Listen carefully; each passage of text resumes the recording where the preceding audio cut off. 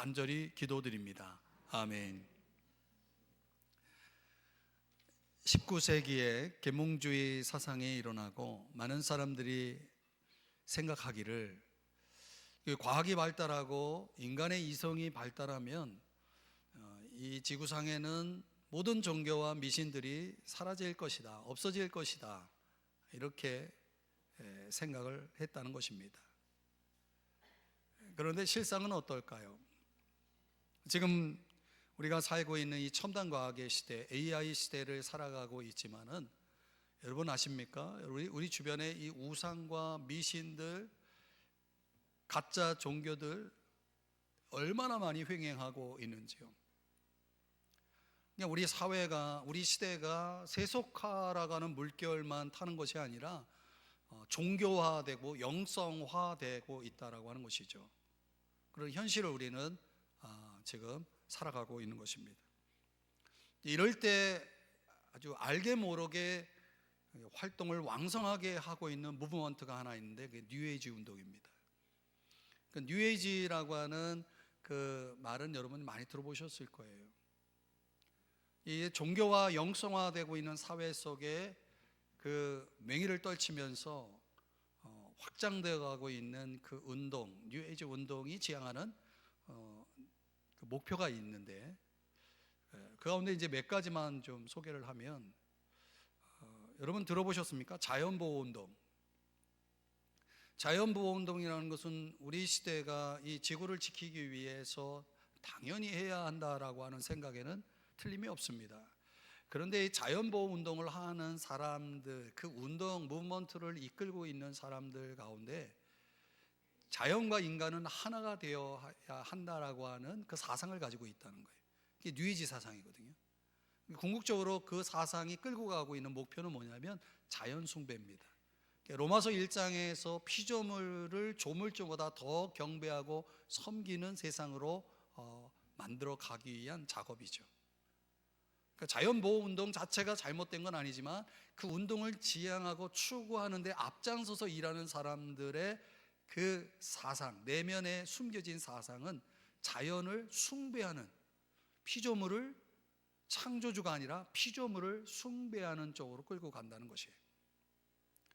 또 우리가 요즘 사회는 더 이 운동이 굉장히 활발해지고 있는데 남녀 성차별 폐지 운동입니다.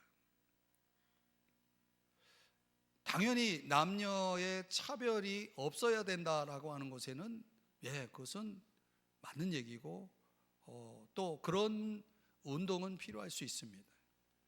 근데 그런 운동을 또 지향하는 사람들이 어떤 목표를 가지고 있냐면 결국 남녀 평등 자체, 그 주장 자체는 옳지만은 그들이 추구하는 목표는 모계사회 운동과 함께 여성을 신격화하는 그런 목표를 지향하고 있는 거예요.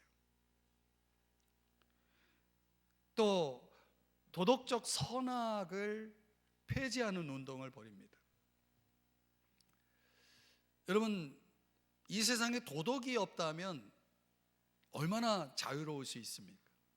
선한 것도 없고 악한 것도 없습니다. 절대 선도 없고 절대 악도 없습니다.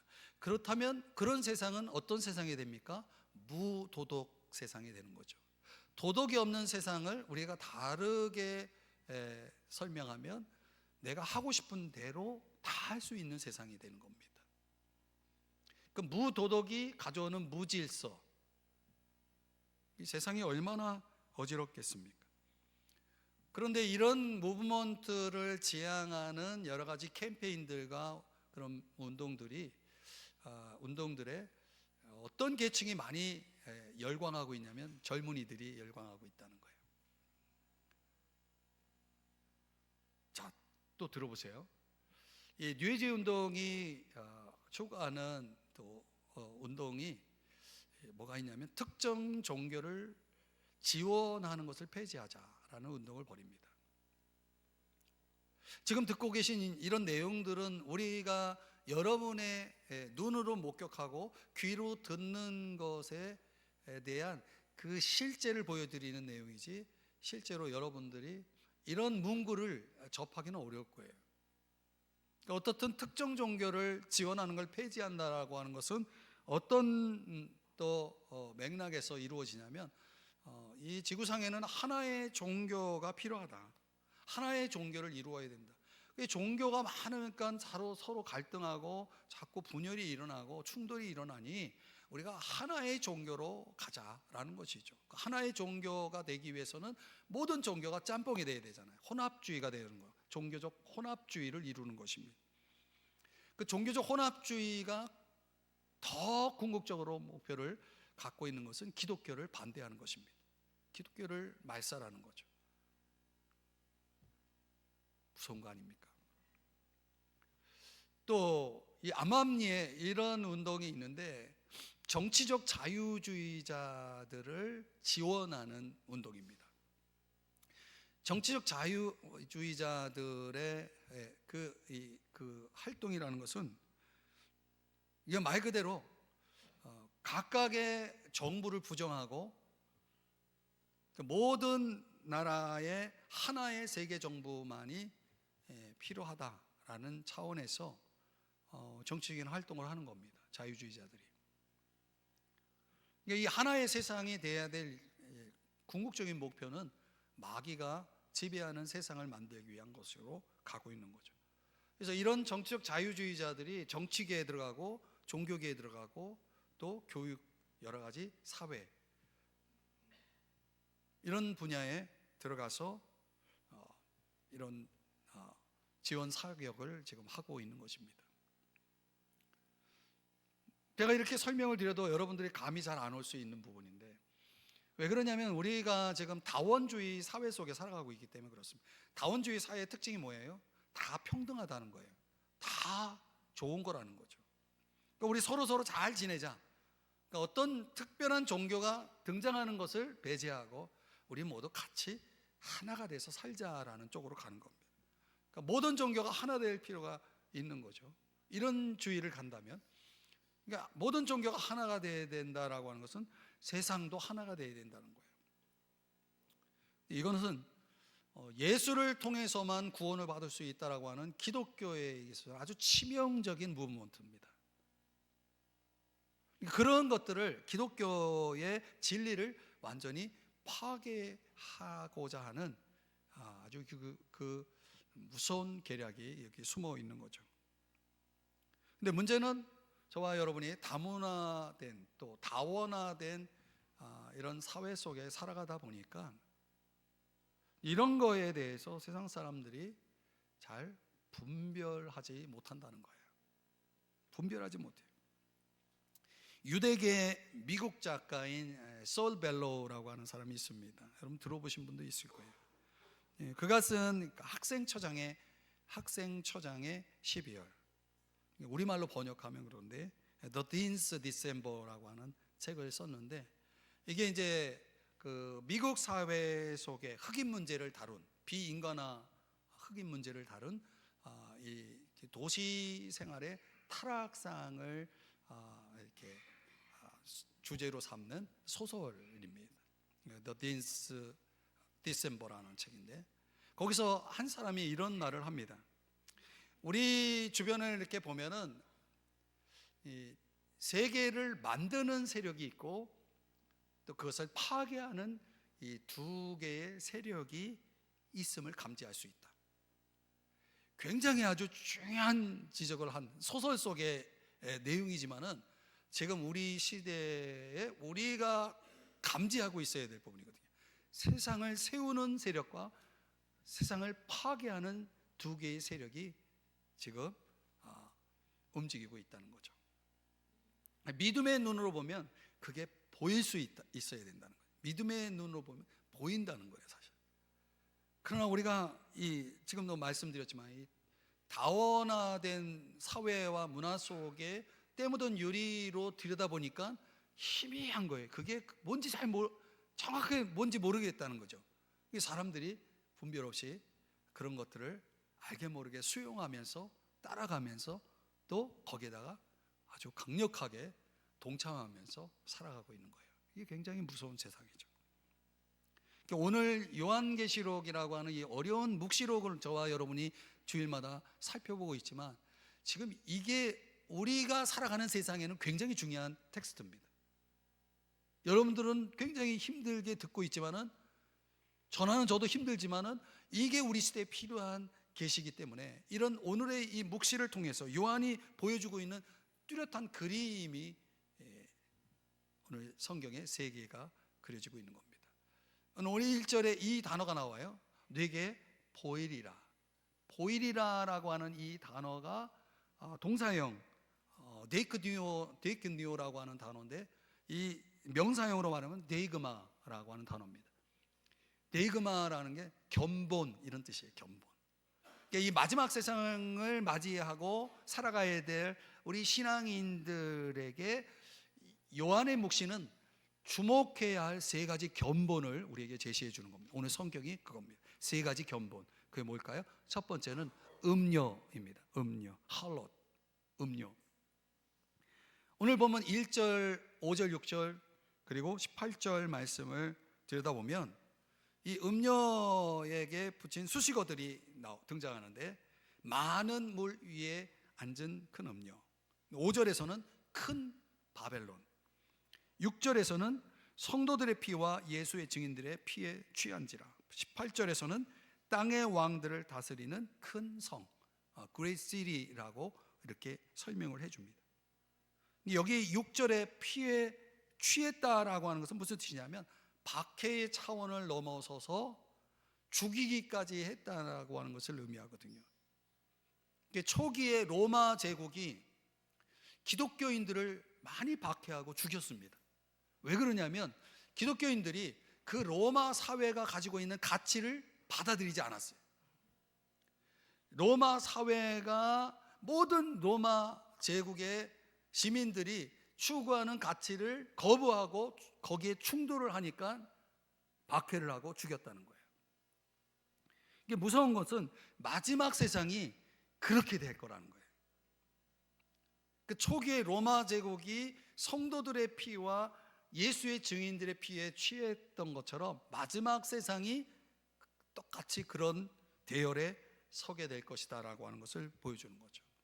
그러니까 이 음료, 오늘 성경에 말하고 있는 이 음료는 단순히 로마 제국을 넘어서서 하나님을 대적하고 하나님의 백성들을 대적하는 경제, 정치, 군사, 문화, 체계, 그 시스템을 설명해 주는 상징적인 단어입니다. 그 음료가 많은 물 위에 앉아있다라고 하는 것은, 앉아있다라는 것은 정복과 통치를 의미하는 거거든요.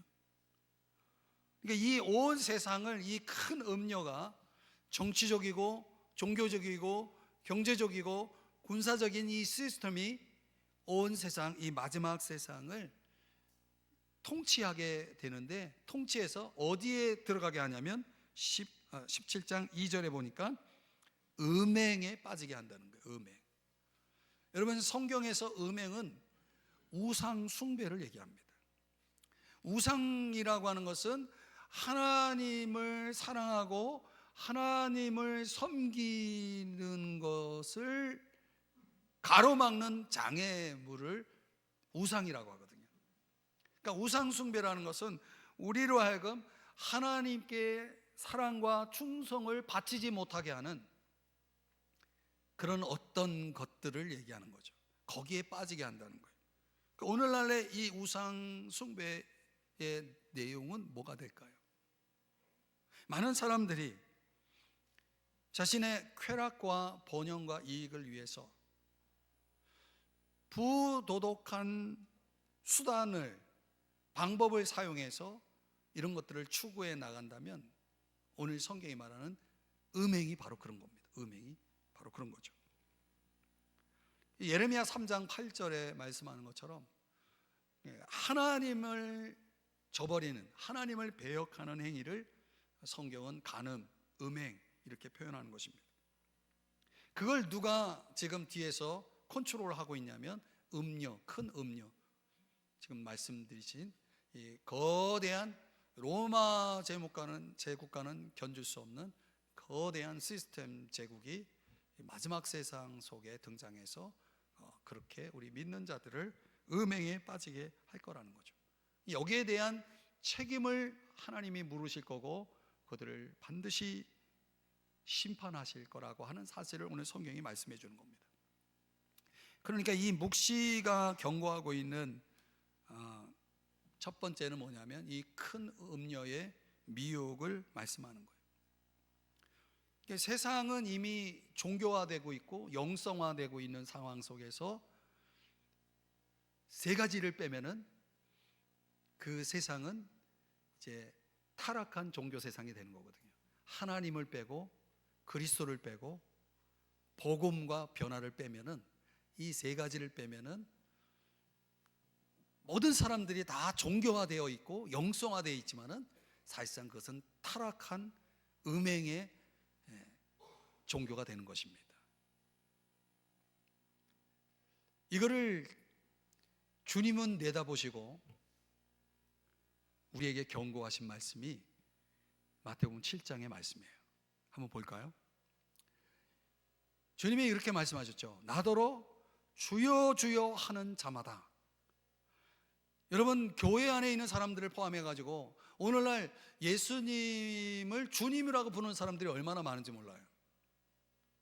저와 여러분을 포함하죠. 22절에 보면 이런 사람들이 또 어디까지 가냐면 주의 이름으로 많은 권능을 행해요.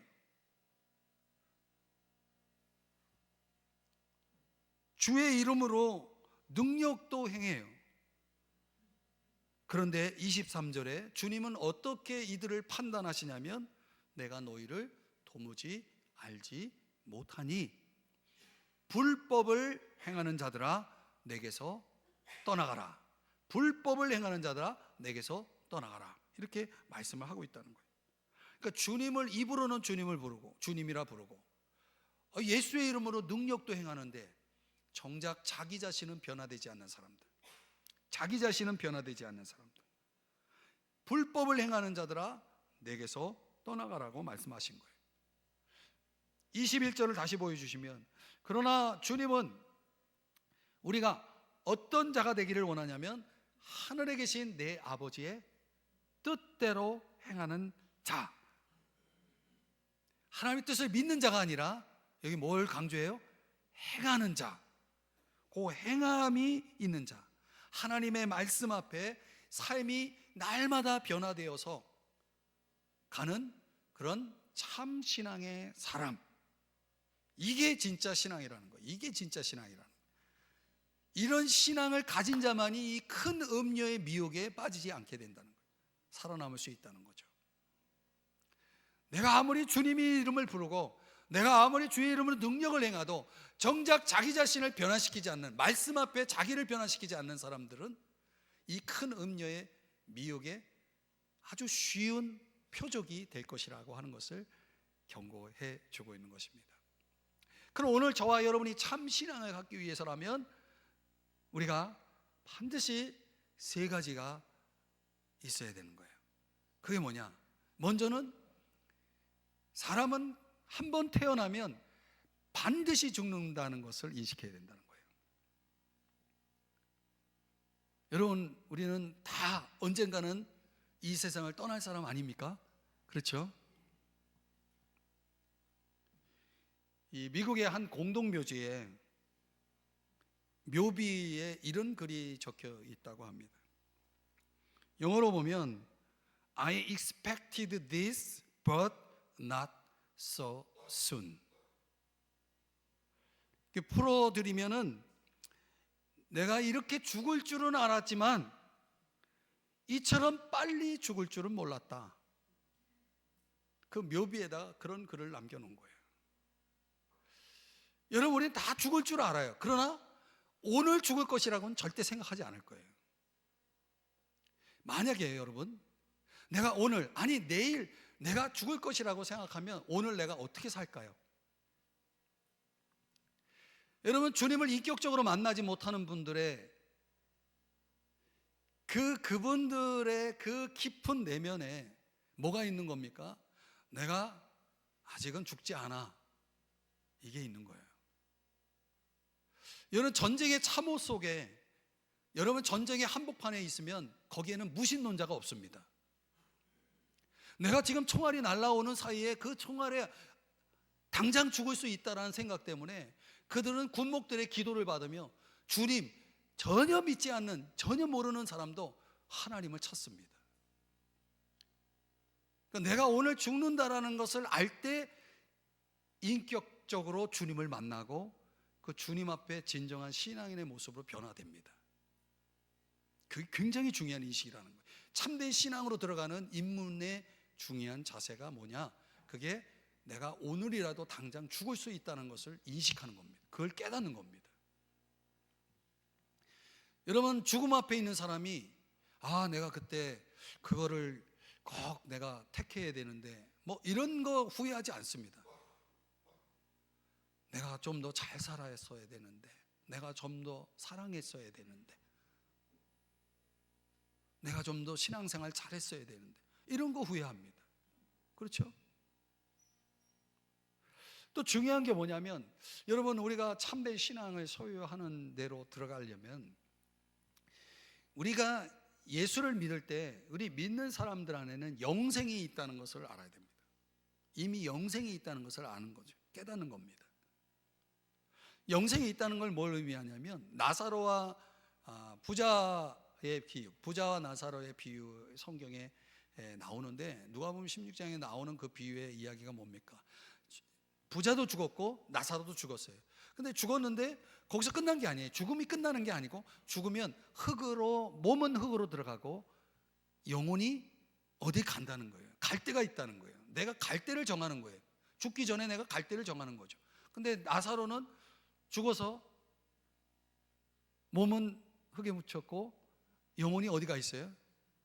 부자가 보니까 하나님 나라에 가 있는 거예요. 여러분, 영혼이 어디 가 있는 거예요? 죽으면 하나님 나라, 하나님 곁에 가는 거예요.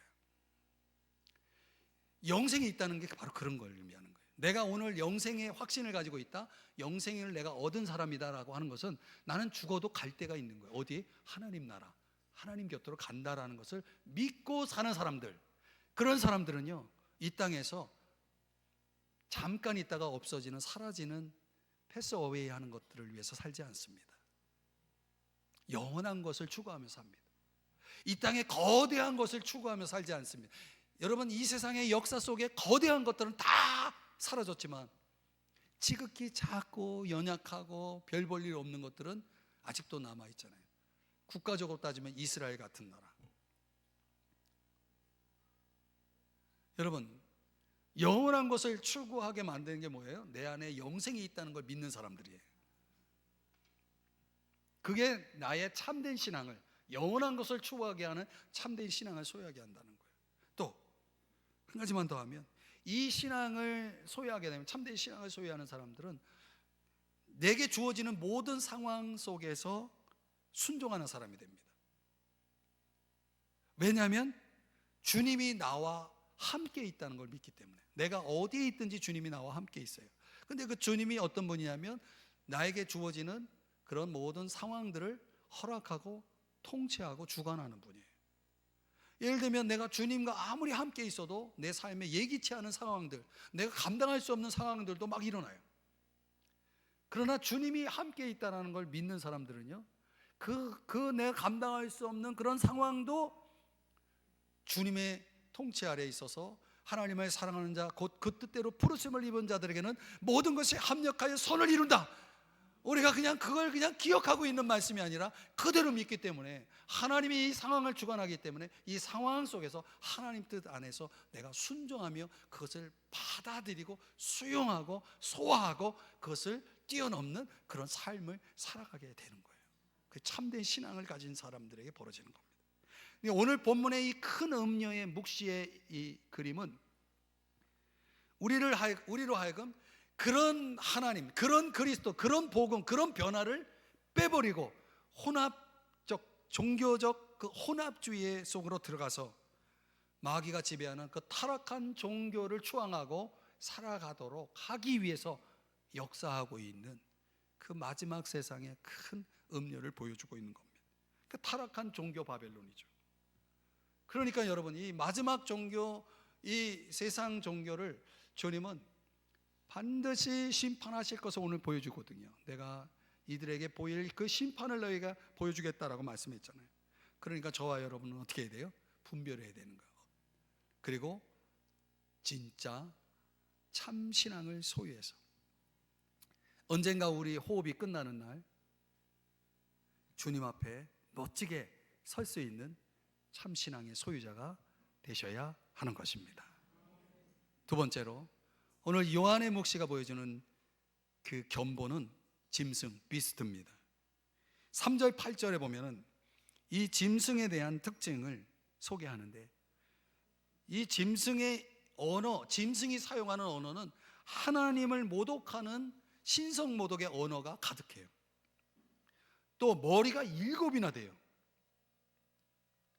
그리고 10뿔을 가지고 있어요. 8절에 보니까 지금은 이 짐승 비스트가 없어요. 지금 저와 여러분이 살고 있는 이 지금 현재는 이 비스트가 아직 없어요. 그런데 장차 나타날 거예요. 역사의 끝자락에 나타나서 이 세상을 이제 혼란에 빠뜨리게 될 거라는 거죠.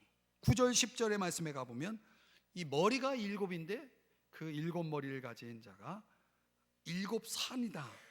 또 10절에 보니까 7왕이다. 이렇게 설명하고, 5은 망하고 하나는 있고 다른 하나는 아직 이르지 아니하였으니. 그러면 이런 성경을 아무리 100번 1000번 읽어도 무슨 뜻인지 못 알아듣겠죠. 굉장히 복잡한 내용이에요. 다 생략하고 10절 끝부분에 다른 하나는 아직 이르지 아니하였으나, 이게 장차 나타나게 될 적그리스도, 세상을 흔들 적그리스도를 보여주는 내용입니다. 근데 이 비스트 적그리스도에게는 10뿔이 있는데 12절에 보니까 10뿔은 10왕이다 라고 해요. 그래서 옛날 그 성경을 풀어서 설교하는 많은 목사님들이 이 10왕을 유로피언 유니언, EU, 유럽 연합이다 이렇게 얘기했어요. 그래서 이 유럽 연합에 가입할 나라를 10나라가 될 것에 대해서 굉장히 집중 관찰하고 주목하고 있었어요. 근데 여러분, 지금 현재 EU에 가입한 나라가 몇 개 있어요? 몇 개 나라예요? 아십니까? 27개 나라예요. 그 앞으로도 가입할 나라들이 줄을 서 있어요. 그럼 여러분, 이거 문자적으로 이 10왕이, 10뿔 10왕이 짐승과 더불어서 이 세상을, 마지막 세상을, 권세를 드러낼 이 10왕이 10개의 나라라고 해석하는 것은 얼마나 어리석어요. 줄어들 것보다는 늘어날 가능성이 더 큰 거죠. 그래서 또 현대에 와가지고 또 많은 성경학자들이 이 10왕은 모든 나라와 모든 문화 속에서 일어나게 될 인류 역사의 마지막 제국을, 강력한 어떤 마지막 제국을 보여주는 것이다. 열이라고 하는 수는 만수거든요. 충만한 수거든요. 거대한 제국을 가리키는 것이다. 이렇게 해석하고 있습니다. 근데 이 거대한 제국이 발휘하게 될 그 권세는요, 힘은 어마어마한 힘이거든요. 세계를 지배하니까. 한 나라를 지배해도 힘이 엄청난데, 그죠? 거대한 전 세계를 지배하니까 얼마나 힘이 세겠습니까? 그런데 10절, 12절, 17절 말씀에 따르면 그들이 가지고 있는 힘은 잠시 동안이다라고 성경이 강조해요. 12절에 보니까 한동안, 이 한동안은 NIV라고 하는 영어 성경에 보면 1hour입니다. 1hour. 아주 짧은 시간. 이것은 하나님 앞에서 그 권세가 얼마나 무력한지를 보여주는 것이고, 그리고 궁극적으로는 그 권세를 가진 자들이 멸망할 것을 암시하는 그런 표현인 것입니다. 사랑하는 여러분, 그러니까 오늘날 많은 이들이 볼 때에 이 세상이 가지고 있는 힘이, 이 세상이 가지고 있는 힘이 대단하다고 생각되죠? 그렇지 않습니다. 잠시 동안입니다. 한동안입니다. 원아웃입니다. 그러면 우리가 이걸 우리의 삶에 적용하면, 우리 그리스도인들이요, 오늘날 이 힘을 가진 사람들을 갈망하고 또 열광하고 진짜 말 그대로 팬이 돼가지고 그들을 추종하고 따르잖아요. 예를 들면 유명한 영화 스타들, 또 요즘 뭐 나이 상관없이 유명한 운동선수들, 그런 사람들을 갈망하는 사람들이 많죠. 또 오늘날의 정치 집단, 저는 여러분에게 이걸 강조하고 싶어요. 정치 집단, 그 집단이 가지고 있는 힘을 갈망하고 있는 사람들도 있죠. 어떤 큰 경제 부를 가지고 있는 세력들, 이런 것들을 갈망할 때 우리가 지위나 부나 관계를 통해서 얻을 수 있는 권력과 혜택을 받을 수 있는 그런 권력과 특권을 갈망하고 있지는 않는지요? 우리 신앙인들조차도 그런 데 빠져 있는 사람들이 있어요. 근데 여러분, 그게 얼마나 헛된 것인지 아십니까? 세상의 힘이라는 것은 결국 앞으로 그 거대한 제국이 가지고 있는 그 모든 힘을 누구에게서 지금 공급받고 있는 거예요? 마귀에게서 공급받고 있는 거라는 거예요. 마귀의 올무가 된다는 거예요. 그것을 갈망하는 순간 나는 점점 더 하나님으로부터 멀어지게 될 것이라는 거예요. 그렇게 될 수밖에 없어요. 왜? 그것이 마귀가 사용하는 올무기 때문에. 그러면 여러분, 우리는 오로지 하나님만을 경배하고 그분을 섬기는 것을 최고의 갈망으로 추구하는 사람들이 될 때 이 짐승 비스트의 계략에 빠지지 않게 된다는 거예요. 더 무서운 것은요, 이 짐승이 가지고 있는 이 거대한 힘을 사실상 어디에 사용하려고 그 힘을 모으냐면 14절입니다. 어린 양과 더불어 싸우려니와. 그 강력한 힘을, 경제적이고 정치적이고 군사적이고 문화적인 그런 모든 힘을 동원해 가지고 누구랑 싸워요? 어린 양 예수 그리스도와 싸우고자 할 것이라는 거예요. 마지막 세상은 그런 의미에서 이 짐승 적그리스도적인 세상으로 이제 어린 양 예수 그리스도와 싸우기 위해서 그들은 더 적나라하게 그리스도를 조롱하고 모독하고, 그리고 공개적으로 하나님을 대적하는 일들을 계속해 나가게 될 것이다. 이것이 역사의 흐름인 거예요. 오늘날 지금은 우리 눈에 그렇게 보이는 부분이 적을지라도 이 세상은, 마지막 세상은 그렇게 갈 것이라는 거예요. 그러나 여러분, 그렇다면 마귀가 이 세상을 그렇게 다 손에 쥐어서 마귀가 그 세상을 완전히 차지하게 된다는 얘기입니까? 그가 승리한다는 얘기입니까? 아닙니다. 그래서 요한의 묵시 세 번째 견본은 바로 신부 브라이드를 보여주는 겁니다. 이것은 예수 그리스도와 그분의 교회가 이 마귀 적그리스도가 가지고 있는 그 힘을 대적해서 결국은 이기실 것을 보여주는 그림인 것입니다. 신부는 요한계시록 19장 7절에 보면 어린 양 혼인잔치에 참여하게 될 참된 교회, 저와 여러분이 해당이 될 수 있겠죠. 고린도후서 11장 2절에 보면 정결한 처녀, 이렇게 비유를 하고 있습니다. 이게 분명한 것은 오늘 보면 14절의 말씀에 보면 어린 양과 더불어 싸우겠지만 어린 양은 어떤 분이냐면 만주의 주 만왕의 왕이시기 때문에 그들을 이기실 터이요 그랬어요. 이기실 터이요. 그런데 그분만 이기는 게 아니라 또 누가 이겨요? 그와 함께 있는 자들. 그들을 어떻게 설명하고 있냐면 세 가지의 캐릭터로 설명해. 부르심을 받고 택하심을 받은 진실한 자들. 한번 따라 하실까요? 진실한 자들. 진실하다는 게 무슨 뜻입니까? 피스토스라고 하는 원어를 쓰는데 다른 말로 얘기하면 신실하다라는 뜻이에요. 여러분, 정말 내가 예수님을 믿고 그분께 내 인생을 맡긴 사람들은요 점점 신실해져요. 그래서 저 사람 참 믿음이 좋아 라고 말하면 그게 무슨 뜻이냐면 저 사람 참 신실해, 이런 뜻이에요. 내가 신실하지 못하다라고 하는 것은 아직 내가 믿음이 없거나 아니면 믿음이 부족한 사람을 가리키는 거예요. 그럼 여러분, 도대체 신실하다라는 것이 정확하게 무슨 뜻일까요? 저는 이 프랑스 작가 폴 클로델이라고 하는 사람의 이야기를 가지고 설명해 드리고 싶어요. 그가 이런 말을 했습니다. 예수 그리스도를 믿는다는 것은 십자가의 삶에 동참하는 것이고, 예수 그리스도의 삶에 동참한다는 것은 십자가 위에서 예수 그리스도의 사지가 찢어진 그 고통에 동참하는 것이다.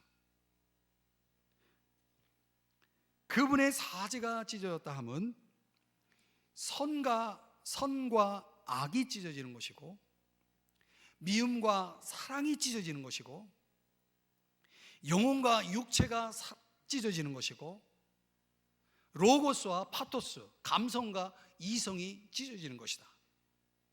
이렇게 얘기를 했습니다. 이 작가의 말대로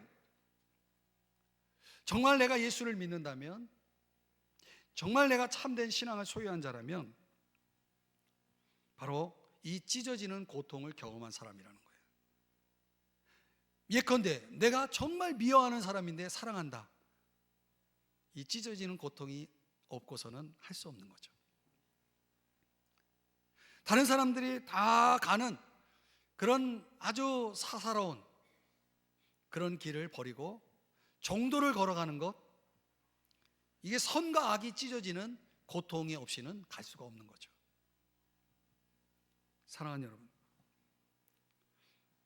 이 폴 클로델이 말한 이 사지가 찢어지는 이 고통이 우리 모든 그리스도인들이 거쳐야 할 과정이라고 말하고 있는 것입니다. 내가 신실하다라고 하는 것, 진실하다라고 하는 것은 부전승이 없어요. 내가 그냥 예수 믿으면 그냥 자연스럽게 그게 되는 게 아니라는 거예요. 부전승이라는 건 자연스럽게 올라간다는 거잖아요. 그런 거 없어요. 여러분, 바울도 예수 믿고 나서 180도 갑자기 예수 믿고 나서 갑자기 바뀌었냐? 아니에요. 그렇게 하는 사람이 많아요.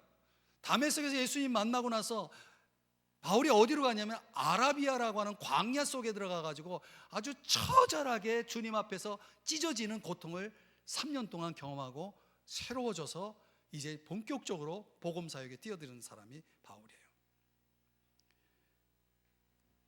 사랑하는 여러분, 우리가 주님에 의해서 다루어지지 않으면 신실한 사람으로 변화되는 것은 불가능한 것입니다. 부전승이 없기 때문에. 그러니까 저와 여러분이 주와 함께해야 이기는 자가 되는데, 그 함께한다는 것은 예수님이 십자가에서 사지가 찢어지는 고통을 겪은 것처럼 그런 고통에 동참하는 자의 몫이라고 오늘 성경은 말씀해 주고 있는 것입니다. 이제 말씀을 좀 정리해 보면요, 주님이 저와 여러분에게 이 요한의 묵시의 견본을 통해서 아주 예리한 영적 시력을 선사하셨어요. 저와 여러분에게 예리한 영적 시력을 준 겁니다. 이 견본을 볼 수 있는 눈이 있어야만이 우리가 이 마지막 세상에 우리에게 던져질 그 미혹의 돌을 우리가 거부할 수가 있게 되는 거죠.